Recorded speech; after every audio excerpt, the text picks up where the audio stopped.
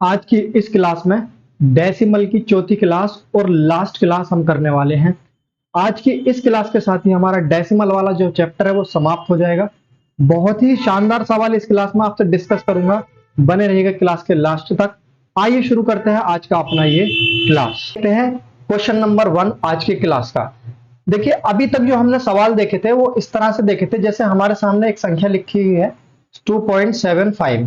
तो बार जो होता था वो इस पॉइंट के बाद में इधर वाली संख्याओं पे बार होता था, या तो 7 पे हो या फिर दोनों पे हो, कितने पे भी हो, एक पे या दो पर, वो एक अलग बात है। लेकिन बार जो होता था अभी तक वो पॉइंट के राइट हैंड साइड में होता था, लेकिन अभी बार जो है वो क्या हो गया है, शिफ्ट हो गया है पॉइंट के यानी कि दशमलव के लेफ्ट हैंड साइड में आ गया है। तो अब इस वाले बार को कैसे हम सोल्व करते हैं वो देखेंगे, ठीक है। चलिए, देखिए, कभी भी ऐसी कंडीशन हो जो बार पहले वाले अंक पे दिया गया हो, तो सबसे पहले इस वाले अंक को तो हम लिखेंगे माइनस में। 2 पे बार है तो -2 लिख देंगे, प्लस ये जो बचा है हमारे पास 0.75, इसे इसमें ऐड कर देंगे। उसके बाद वहीं पर आगे की कंडीशन हम देखें तो ये 3 पे बार है तो -3 लिख देंगे, जिस पे बार होगा उसे माइनस में लिख देंगे और बाकी की जो संख्या है उसे प्लस में लिख देंगे, 7 8। अब अगर आप इसे जोड़ोगे तो माइनस माइनस का ये कितना हो जाएगा, 3 और 2 5 हो जाएगा, प्लस अगर मैं इसे जोड़ूं तो ये हो जाएगा 8 5 13 का 3 हासिल 1 7 4 14 15 का 5 हासिल 1, यानी कि 1.53 ये हो जाएगा। अगर तुम इस 5 में से ये 1 घटा दोगे तो ये आपके पास बच जाएगा -4 पॉइंट, या इस तरह से लिख लो -4 प्लस 0.53।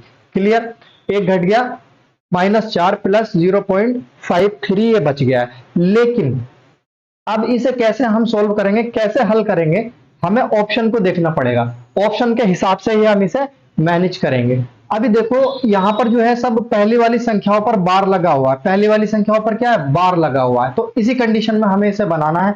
तो मैं इसे क्या लिख सकता हूं, 4 माइनस में है तो यहां पर 4 पे बार लगा सकता हूं, और फिर उसके बाद क्या है 0.53, तो 0.53 ये आपका आंसर हो जाएगा, 0.53। ठीक है, ये आपका answer option number c answer हो जाएगा। तो बार दो तरीके के होते हैं, एक तो ये पॉइंट के बाद वाली संख्याओं पर और एक पॉइंट की पहले वाली संख्याओं पर। तो पॉइंट की बाद वाली संख्याओं पर भी हमने कैसे सोल्व करते हैं वो जान लिया, सीख लिया, और पॉइंट की पहली संख्याओं पर भी कैसे सोल्व करते हैं ये भी हमने सीख लिया है। चलिए नेक्स्ट क्वेश्चन देखते हैं, बहुत इंपॉर्टेंट क्वेश्चन है। इस तरह के क्वेश्चन अक्सर आपको जो है कि एग्जाम में देखने को मिलते हैं, ठीक है। देखिए, आपके सामने दिया है 47.2506 की वैल्यू है 4a7/b plus 2c plus 5/d plus 6e, ये इसकी वैल्यू दी है और आपसे पूछा है इसकी वैल्यू बताओ। तो देखिए, अगर मैं 47.2506 को क्या लिख सकता हूं वो समझो। देखो, अगर मैं इसे तोड़ के लिखता हूं तो देखिए यहां पर क्या इसके हिसाब से तोड़ेंगे, यहाँ 4 है तो 4 गुणा 10 लिख सकता हूं। उसके बाद क्या है, यहाँ b है, ठीक है, b, लेकिन मुझे करना है इसमें प्लस। अब ये अगर मैं 4 गुणा 10 कर दिया तो कितना हो गया, 40 हो गया, ठीक है। 40 बचा, कितना 7 बचा है, तो सिंपल सी बात है यहाँ 7 लिखूंगा, जो कि बी वाले ऑप्शन में यहाँ है भी। तो यहाँ गुणा कर दूंगा 1 से, और नीचे भी क्या आ जाएगा मेरा 1। अब देखो ये 40 हो जाएगा और ये 7 कितना हो गया, 47 हो गया। अगर इसके बाद हम चले पॉइंट में, एक दो बातें यहां पर हमेशा याद रखना। पॉइंट के बाद वाली संख्याओं को अगर मैं तोड़ूंगा तो ये जो मैं गुणा कर रहा, ये सॉरी, अगर मैं पॉइंट से पहले वाली संख्या को तोड़ूंगा तो जैसे मैंने यहां 10 से गुणा किया, 1 से गुणा किया, इस तरह से गुणा करूंगा, ठीक है। अगर मैं पॉइंट के बाद वाली संख्याओं को तोड़ूंगा तो क्या करूंगा, भाग करूंगा, नीचे लिखूंगा संख्याओं को, ठीक है। अब मैं यहां पर देखता हूं क्या है, ये है 2, तो मैं इसे 2 में तोड़ूंगा, 2 अपॉन क्या आएगा बताओ, अपॉन आ जाएगा मेरा 10, ठीक है, अपॉन 10 आ जाएगा। यहां से शुरू करेंगे, इसमें 10 लिखेंगे, इसमें 100 लिखेंगे, इसमें 1000 लिखेंगे, फिर इसमें 10,000, यानी कि यहां पर 10 लिखेंगे, यहां पर 100, यहां पर 1000 और यहां पर 10,000, इसकी प्लेस वैल्यू। यही क्या होता है, प्लेस वैल्यू कॉन्सेप्ट होता है, प्लेस वैल्यू कॉन्सेप्ट ये होता है। उसके बाद अगर मैं आगे आता हूं तो ये 5 है और यहां तो 5 है ऑलरेडी, ठीक है, 5 है, लेकिन नीचे क्या है इसमें, सॉरी, हाँ नीचे क्या है इसमें, डी है, डी। तो मैं यहां पे सीधा सीधा लिख सकता हूं 5/d, डी की जगह क्या रखूंगा मैं 100 रखूंगा। मैं क्या रख रहा हूं, प्लेस वैल्यू रख रहा हूं, सही है, क्या रख रहा हूं, प्लेस वैल्यू। उसके बाद अगर मैं यहां देखूं आगे, डी के बाद क्या है, 5 के बाद क्या है मेरे पास, 0 है, 5 के बाद 0 है। तो अगर मैं यहां पर अगर मैं ले लेता हूं यहाँ 0, तो 0 के नीचे क्या आएगा मेरा, तीसरे स्थान पर है तो यहां पर आ जाएगा 1000 यानी कि 1000। उसके बाद मैं देखूं अगर यहां पर 6 है, 6 और यहां पर भी क्या है 6 है, तो मैं इसे 6 में तोड़ लूंगा। 6 अपॉन यहां पर कितने जीरो आ जाएंगे, यहां 3 आए तो यहां 4 जीरो। ठीक, पॉइंट से ये चौथे स्थान पर है तो 4 जीरो आ जाएंगे। इस तरह से आपको इस फ्रैक्शन को तोड़ के लिख लेना है, यही इसमें इंपॉर्टेंट है, यही है सब कुछ और कुछ भी नहीं है। ठीक है, अब यहां से कंपैरिजन करो आप, अब यहां से कंपैरिजन करो, यहां से 4a, तो 4 की जगह तो 4a है, तो a की वैल्यू क्या आ जाएगी आपके पास, a की वैल्यू 10 आ जाएगी। यहां पर आओ 7 बटा b है, यहां पर 7 तो है लेकिन बटे में क्या है 1 है, तो b की वैल्यू क्या आ जाएगी 1 आ जाएगी। फिर उसके बाद 2c है, 2 तो आपके पास है लेकिन c की वैल्यू क्या आ जाएगी, c की वैल्यू आ जाएगी 1 बटा 10। उम्मीद है ये वैल्यू जो मैं लिख रहा हूं ये समझ में आ रही होंगी। उसके बाद है आपके पास d, उसके बाद आपके पास क्या है d। अब d की वैल्यू अगर आप इसमें देखो तो क्या है बताओ, d बराबर आ जाएगा आपके पास 1 बटा 100। उसके बाद है 6e, तो 6 वाली टर्म्स कहां है, 6 वाली टर्म्स ये है, तो e में क्या है, यहाँ e की वैल्यू आ जाएगी 1 बटा 10,000, 1 बटा 10,000। क्लियर, ये सारी वैल्यू आपने निकालनी है। अब ये वैल्यू इसमें रख दो, जो आपसे पूछा है उसमें पुट कर दो, बात खत्म हो जाएगी। जैसे कि मुझसे पूछा है 5a, तो a की जगह मैं रखूंगा 10 प्लस 3b की जगह रखूंगा मैं 1 प्लस 6c की जगह रखूंगा नीचे बटे में 10 प्लस d की जगह मैं रखूंगा 1 बटा 100। क्लियर, उसके बाद है मेरे पास e यानी कि 3e की जगह रखूंगा 10,000। ठीक है, अब इसे मैं सोल्व कर लूंगा। देखिए 5 ढाई 50 हो जाएगा, ये 50 हो गया, एक मिनट है। डी की वैल्यू मैंने गलत लिख दी है, 100 आएगी। ठीक है, डी की वैल्यू 100 आएगी, देखो नीचे है 100 और यहां भी डी नीचे ही है, तो डी की वैल्यू डायरेक्ट क्या हो जाएगी 100 हो जाएगी, तो यहां पे डी की वैल्यू आप रखोगे 100। ठीक है, और बी की वैल्यू 1 तो है ही। उसके बाद मैं देखूं यहाँ 50 हो जाएगा, ये 3 हो जाएगा, 3 एकम 3, अगर मैं इसे सोल्व करूंगा तो 0.6 हो जाएगा, एक अंक के बाद दशमलव लग जाएगा अगर नीचे एक जीरो है तो, प्लस 100 ये तो है ही। उसके बाद प्लस अगर मैं यहां देखूं तो 0 पॉइंट कितने जीरो है, 2 4 4, तो 4 जीरो आ जाएंगे, 1 2 3 4 और 3, सॉरी 4 जीरो नहीं आएंगे, 3 आएंगे, क्योंकि 4 अंकों के बाद दशमलव आएगा तो ये हो गए 4 अंक, 3 जीरो और एक संख्या।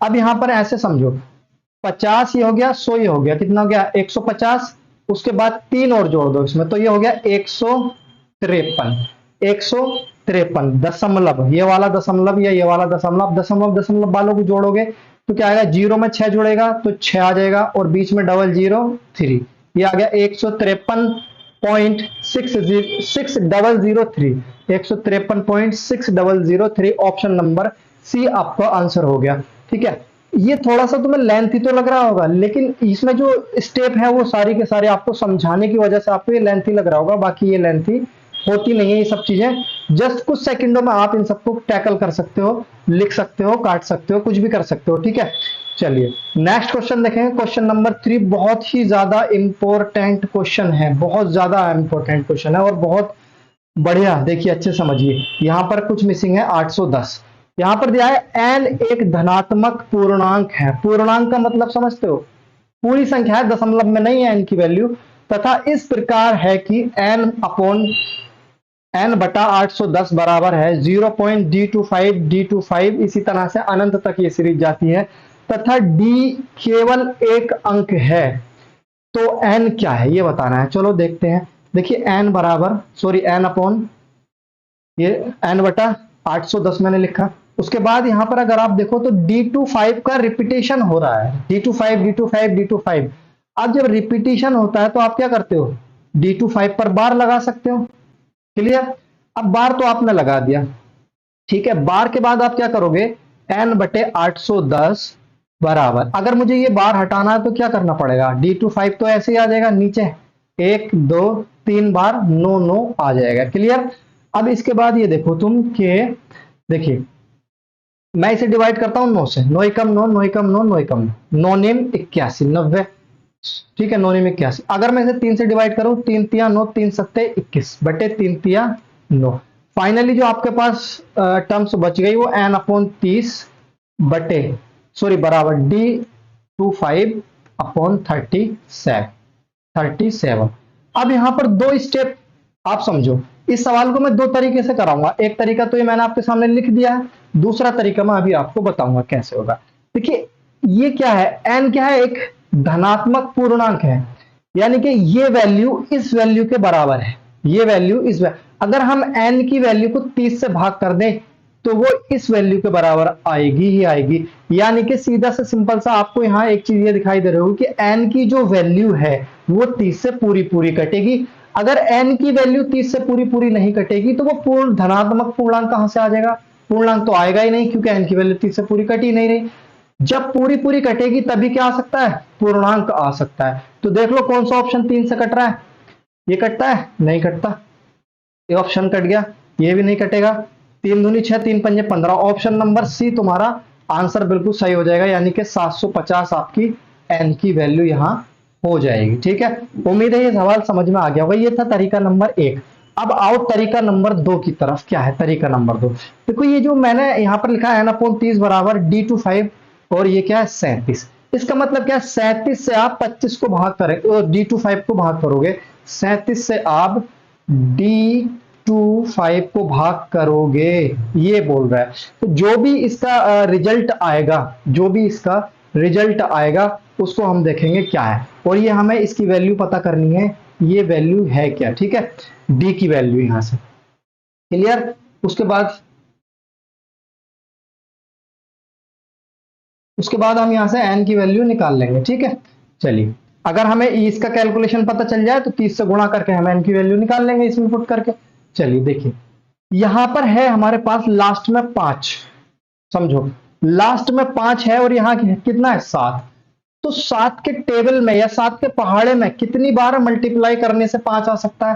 तो आप कहोगे सर सीधा सीधा अगर मैं 7 पंजे 35 करूंगा तो 5 आएगा, 5 आएगा। ठीक है, तो लास्ट वाला अंक तो 5 आएगा, लेकिन उससे पहले वाला अंक क्या होगा, तभी तो हमें पता चलेगा कितनी बार ये डिवाइड हो जाएगा। लेकिन हमें ये पता है कि ये 37 से पूरा पूरा कटेगा, ये नंबर जो है 37 से पूरा पूरा कट जाएगा। 5 जो जितनी बार कटेगा उस संख्या का लास्ट अंक जो होगा वो 5 होगा। कैसे पता किया हमने? क्योंकि इस 7 से 7 के टेबल में 5 हमने देखा, तो 5 बार में ही आ सकता है और कोई कंडीशन इसमें बनेगी नहीं। ठीक है, अगर अब ये देखो इससे पहले अगर मैं 1 ले लेता हूं, ठीक है, अगर मैंने 37 गुणा 15 ले लिया, ठीक है, तो 7 पंजे 35 हासिल 3, 5 या 15 3 18 और ये 37 का 37 ही आ जाएगा। 5 7 दूनी 14 1 15 का 5 हासिल 1 4 और 1 5, यानी कि 555 आ गया। लेकिन देखो लास्ट के दो अंक क्या है, 25 है, यहां पर क्या है 55 है, तो ये तो होगा नहीं आंसर। बात समझ में आई? यहां पर लास्ट के दो अंक क्या है 25 है, यहां पर कितना है 55 आए, तो ये आंसर तो गलत हो गया। क्लियर है, आपके सामने दिख रहा है। तो अब 1 से आंसर नहीं आया, अब आप चेक कर सकते हो 2 लेकर के, यानी कि आप 1 मिनट रुको, यानी कि आप ऐसे चेक कर सकते हो 37 इंटू 25 ऐसे चेक कर सकते हो। ठीक, या फिर इसके अलावा भी आप ऐसे चेक कर सकते हो 37 इंटू 35। आप समझो क्या है, देखो गुणा नहीं करना है, मैं सिर्फ आपको तरीके बता रहा हूं।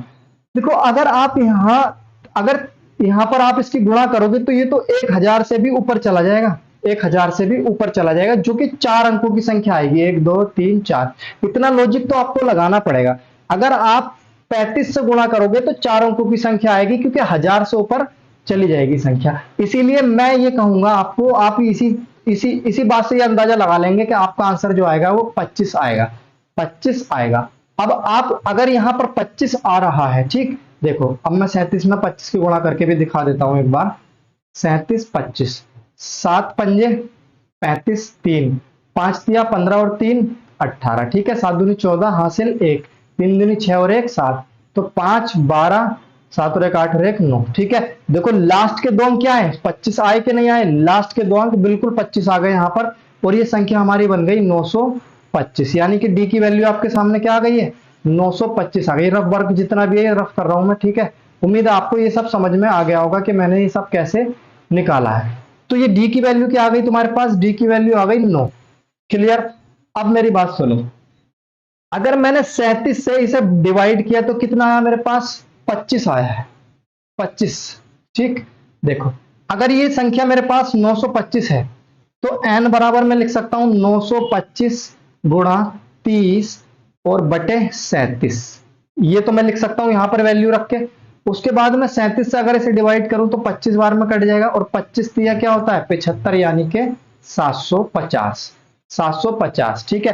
तो देखो यहां भी 750 आया, यहां भी 750 आया। ये फिक्स पैटर्न के क्वेश्चन है, बिल्कुल सेम ऐसे ही मिल जाएगा आपको एग्जाम में, और बहुत अच्छे लेवल का क्वेश्चन है, ऐसा नहीं बहुत छोटा मोटा क्वेश्चन हो, काफी अच्छे लेवल का ये क्वेश्चन है जो आपके सामने मैंने डिस्कस किया। तो इसके दो तरीके आपके सामने हो गए, एक तो ये और दूसरा ये। उम्मीद है दोनों तरीके आपको अच्छे से समझ में आ गए होंगे। इसमें भाग करनी है, बस थोड़ा सा दिमाग का इस्तेमाल करना है। एक सवाल और इसी तरह का लेंगे, फिर आगे बढ़ेंगे और अच्छे सवालों की तरफ। ठीक है, क्वेश्चन नंबर 4। अगर क्लास अच्छा लग रहा है, चीजें समझ में आ रही है, तो चैनल को सब्सक्राइब जरूर कर लो, वीडियो लाइक शेयर जरूर कर दो। ठीक है, देखिए आपको दिया है m अपॉन या m बटा 810 बराबर9n5 इस तरह से रिपीटिशन हो रहा है, और आपसे पूछा है m प्लस n की वैल्यू बताओ। तो देखिए m अपॉन 810 बराबर है हमारा, देखो यहाँ n95 का रिपीटिशन हो रहा है बार बार, तो सीधा सीधा मैं ये लिख दूं n9n5 का बार। ठीक, अब वही करना है, m अपॉन 810 बराबर 9n5 और बटे 999 सॉरी। तो यहां पर क्या आ जाएगा, m अपॉन 30 और बराबर n95 और यहां आ जाएगा 37, वही पहले वाली कंडीशन। अब फिर से क्या करना है, तो मैं 37 से डिवाइड करना है n95 को, अब बताना है क्या आएगा। देखो सबसे पहले आप जल्दबाजी नहीं करेंगे, पिछले सवाल को अपने दिमाग से निकाल देंगे, इसकी कैलकुलेशन देखेंगे। ठीक है, मैं जो चीजें सिखाना चाह रहा हूं वो सीखना जरूरी है। ठीक, अब मैं फिर से यही देखूंगा, लास्ट में क्या है 5 है और यहाँ क्या है 7 है, तो कितनी बार कट सकता है, तो आप कहोगे सर फिर से वही 5 बार, क्योंकि 7 पंजे 35 होता है। लेकिन अब गड़बड़ क्या है, वही पहले वाली संख्या क्या होगी। अब यहां पर क्या आइडिया लगाओगे आप, क्या सोच सकते हो, देखो हमें 37 से 900 तक जाना है। कहां तक जाना है, 900 तक जाना है। तो हम कैसे जा सकते हैं बताओ, एक बार करेंगे तो पहुंच जाएंगे 900 तक, क्या 15 से गुणा करेंगे तो 900 तक पहुंच जाएंगे, नहीं पहुंचेंगे, क्योंकि 555 आया था, ये तो बहुत कम है, ये तो बहुत कम है। अगर हमने 3 से किया था तो 1000 से ऊपर आया था, 1000 के आसपास आया था, ये तो बहुत ज्यादा हो रहा था। लेकिन जैसे ही हमने 25 बार किया था गुणा 37 को, तो हमारे पास क्या आया था 925 आया था, जो 900 के करीब है। देखो 900 के करीब है, फैक्ट हमें जो जाना है 900 के करीब जाना है। तो अगर मैं यहां फिर से 2 ले लूं तो ये आ जाएगा 925। क्लियर, 925। अब n की वैल्यू यहां पर क्या आ गई आपके पास बताओ, n की वैल्यू आ गई आपके पास 2। n की वैल्यू जब 2 आ गई तो m की वैल्यू और निकाल लो, क्या होगी m की वैल्यू। देखो अब मैं अगर यहां वैल्यू पुट करूं तो m बराबर ये आ जाएगा 925 गुणा 30 बटे 37। ये वही पुरानी वाली कंडीशन बन गई, 37 से कट जाएगा 25 बार और ये आ जाएगा तुम्हारा 750। ये m की वैल्यू है। तो m प्लस अगर n आपको निकालना है तो 750 और प्लस 2 बराबर 752 आपका आंसर हो जाएगा, ऑप्शन नंबर डी। क्लियर, दोनों सवाल एक जैसे थे लगभग, लेकिन हो सकता है आपको वैल्यू चेंज मिल जाए। तो मैंने ये भी बता दिया, अगर बीच का अंक गायब होगा तो आप कैसे आइडिया लगाओगे, और अगर शुरू वाला अंक गायब होगा तो कैसे आइडिया लगाओगे। उम्मीद है आपको दोनों सवाल अच्छे से समझ में आ गए होंगे। आइए देखते हैं एक बहुत ही शानदार सवाल और जो आपके सामने लिखा हुआ है। देखने में तो बहुत आसान लग रहा होगा, लेकिन अभी समझेंगे। इस सवाल के मैं आपसे 3 तरीके डिस्कस करने वाला हूं, तीनों जानदार तरीके हैं, बहुत आसान। एक तो बेसिक तरीके पर बात करते हैं। सबसे पहले बेसिक क्या होगा इसका, देखिए अगर आप इसे सोल्व करना चाहो तो 227 माइनस 2 और बटे 9 और 0। 9 क्यों, जितनी संख्याओं पर बार होता है उतने 9 नीचे आ जाते हैं, और जितनी पर बार नहीं होता है उतने 0 उसके आगे लगा देते हैं, प्लस ऐसे ही इसे सोल्व कर लो। 327 माइनस 3 बटे दोनों संख्याओं पर बार है तो नीचे आ जाएगा 99। उम्मीद है ये सब चीजें आपको सीख ली होंगी, क्योंकि आज चौथी क्लास है। 3 क्लासों में बहुत कुछ मैंने सिखाया और बताया आपको। अगर इसे घटाओगे आप तो 225 बटे 90 आ जाएगा, प्लस अगर इसे घटाओगे तो 324 बटे 99 आ जाएगा। इससे आगे आप खुद करेंगे, क्योंकि मैं इस तरीके की तरफ आपको लेके जाना ही नहीं चाहता, आपको ये करना ही नहीं है, ठीक है। लेकिन मैंने बता दिया है ताकि सारी चीजें आपके माइंड में रहें, सारी चीजें आप देख ले। तो इसका एलसीएम लेके सोल्व कर सकते हो, आपका आंसर निकल जाएगा। सेकंड तरीका जिस पर मैं बात करने वाला हूं वो मेरा फेवरेट तरीका है और सबसे आसान और अच्छा तरीका है। देखो, हमें इस संख्या में ये चेक करना है कि सबसे पहले कि कितनी संख्याओं पर मैक्सिमम कितनी संख्याओं पर बार है। मैक्सिमम कितनी संख्याओं पर बार है, मैक्सिमम बार कितनी संख्याओं पर है, तो आप कहोगे सर 2 संख्याओं पर, मैक्सिमम 2 संख्याओं पर। या आप इसे ऐसे कह सकते हो, कितनी संख्याओं पर बार है, कितनी संख्या पर बार है, ठीक है। तो आप कहोगे एक संख्या पर है पहली वाली में और दूसरी वाली में 2 संख्या पर है। फिर इसका क्या निकालोगे, एलसीएम, और एलसीएम भी आपका क्या आ जाएगा 2। दोनों बातें एक ही हैं, यहां भी 2 आएगा, यहां भी 2 आएगा। यानी इसका मतलब क्या है, आंसर जो होगा, आंसर जो होगा आपका उत्तर जो होगा उसमें उत्तर में आंसर में भी 2 संख्या पर बार होगा।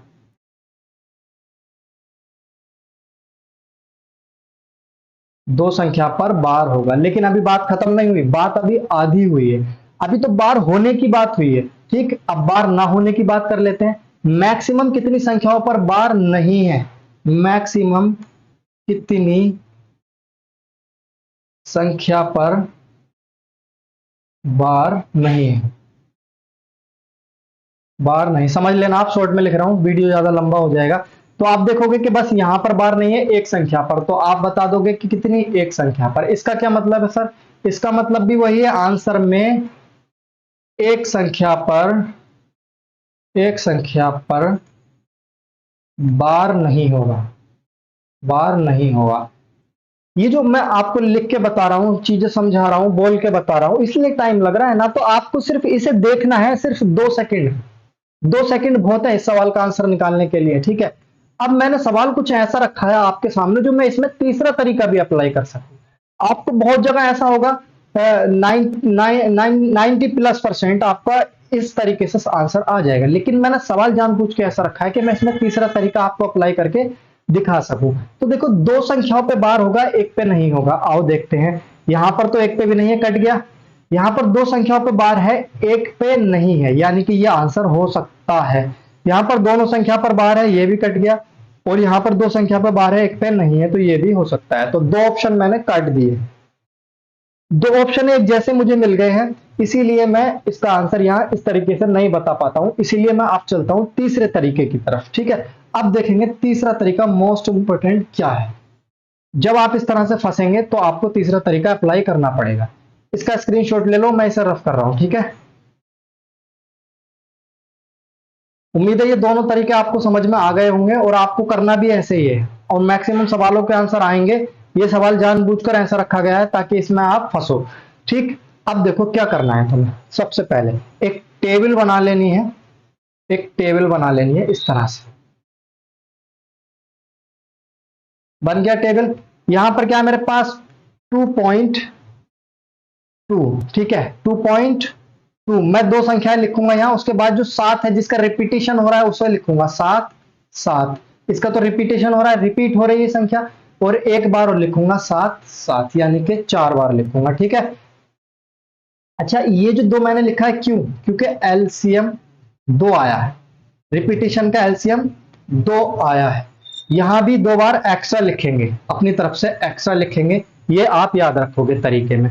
नेक्स्ट क्वेश्चन क्या, नेक्स्ट वैल्यू क्या है 3 पॉइंट। अगर मैं 2 यहां ले लेता हूं तो यहां पर रिपीट तो 2 संख्याएं हो रही हैं, लेकिन 2 के बाद क्या आएगा 7, फिर क्या आएगा 2, फिर क्या आएगा 7, फिर क्या आएगा 2। ये बात भी समझना बहुत जरूरी है। उम्मीद है आप सब लोग ये बात समझ गए होंगे, क्योंकि यहां पर 2 7 रिपीट नहीं होगा, क्योंकि 2 मैंने रिपीटेशन वाला यहां ले लिया है ऑलरेडी।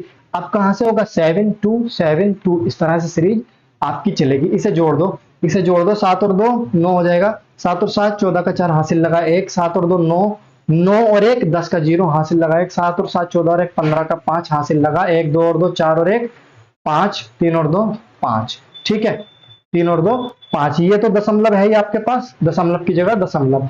अब क्या करना है, ये वाली जो हमारी कंडीशन है इसे हम बिल्कुल भूल जाएंगे।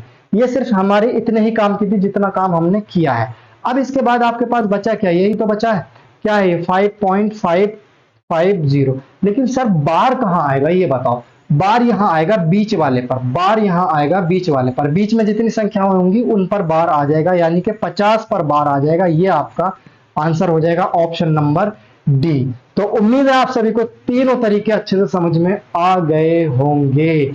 ठीक है, देखिए हमारे पास सारे हथियार होने चाहिए, जिसकी जरूरत पड़े उसको चला दो, जिसकी जरूरत पड़े उसको चला दो। ऐसा नहीं कि एक ही हथियार आप लेकर के जाओ।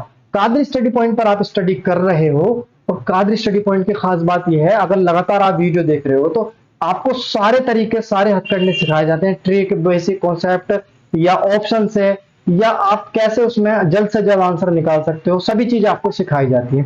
तो ये तो बहुत बढ़िया सवाल था, और डेसिमल का ये बहुत अच्छे लेवल का सवाल माना जाता है। नेक्स्ट क्वेश्चन देखेंगे, क्वेश्चन नंबर 7। क्वेश्चन नंबर 7 में कुछ नहीं है, बस आपको समझाना है। 0.1 का स्क्वायर है, जैसे अगर मैं इसका स्क्वायर खोलूं तो क्या आएगा 0.01। जीरो क्यों आ गया सर, क्योंकि अगर एक अंक के पॉइंट के बाद एक अंक है और उसका हम स्क्वायर करते हैं, तो स्क्वायर करने के बाद 2 अंक बाद 0 आ जाएगा।